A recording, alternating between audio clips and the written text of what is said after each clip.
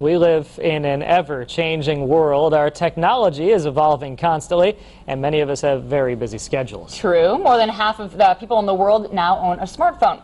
The devices can access the internet, emails, and most people are finding themselves attached to that phone at all times. I probably look at my phone. It depends. I'd say throughout the day, probably every 5 to 10 minutes. It's just kind of, in a way, like a lifeline. Something happens, I can get a hold of someone. And for the most part, having this kind of access to the web is a benefit. People have all sorts of information at their fingertips, and it's taken communication to a whole new level. But as KIMT News 3's Natalie Tendall is finding out, you can make some dumb decisions with smart technology, especially when it comes to balancing work with life. She has more from Studio 3 in a Covering Technology special report. Well, anymore, a phone like this is a common sight. It connects us to the rest of the world. But according to a recent study, we're using them so much that you may be working more than you know. And that's not necessarily a good thing when it comes to productivity and your overall health. But we talked about how warm this light is. Mark Newcomb is a professor who embraces technology, particularly his smartphone. I need to be connected. If I don't have my phone, I feel naked. I feel lost. He uses his iPhone in the classroom, Put it in the dominant light source, at home, and pretty much all the hours in between. And it's true. When we roll over in the morning, the first thing I do is pick up my phone and check to find out, do I have text or message? Mark is the type of person who doesn't mind being busy and frequently brings his work as a professor home. I'd much rather help them in that text to get to the next level than for them to wait the next 6 hours until I decide to get out of bed. He believes this newer technology gives him space so he's not tied to a desk. It's a feeling many Americans are beginning to embrace, but that new way of thinking is also creating changes to what's supposed to be off work hours. For me, it's all one. We're people. I don't have that dualism of one and the other, and they have to be separated. There has to be a line between it. And my phone's, I turn it off and set it on the desk, and now I'm family man, and it's like, okay, family man, you're gone, and now I'm businessman. According to a study by Good Technology, nearly 70% of smartphone users will check their phones before they go to bed, and it's the first thing they do in the morning.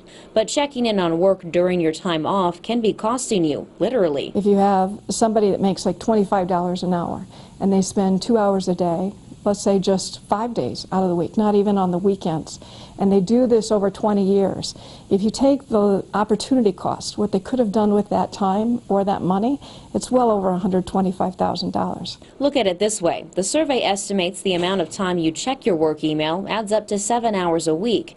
And if you work 8 hours a day, 5 days a week, that equals 2 months of unpaid work. Good news for your boss, right? Well, according to business coaches, you're actually more productive when you take time off.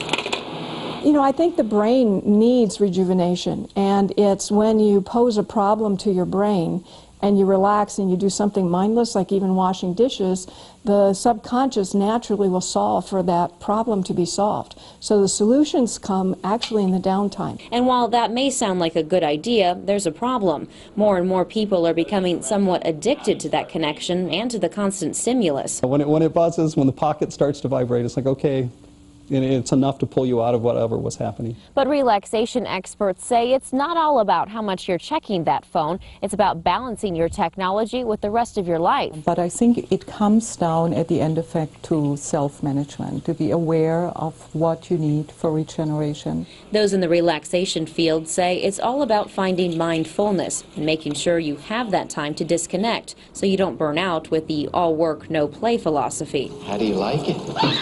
If the system is constantly going, you're probably a little more tense, you're a little more reactive. And so yes, we need to learn to relax again, because it's not coming naturally with our lifestyle anymore.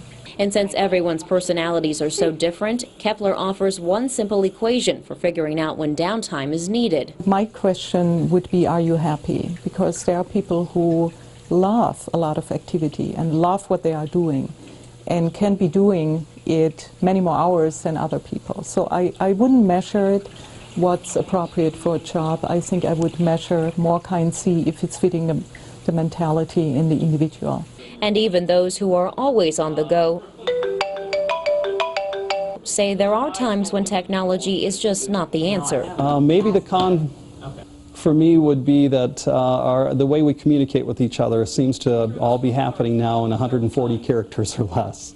That the art of small talk and just casual conversation seems to be disappearing. Business coach Julie Wright says most emails are time wasters. She says to not open your email first thing in the morning and to have no more than 50 messages in your inbox when you leave for the weekend. And Wright also says it's important to plan your free days first and adds that people are most productive if they go by the 50-20-50 rule. That means you dedicate 50 minutes to work right when you arrive, take a 20-minute break, and then work another 50 minutes.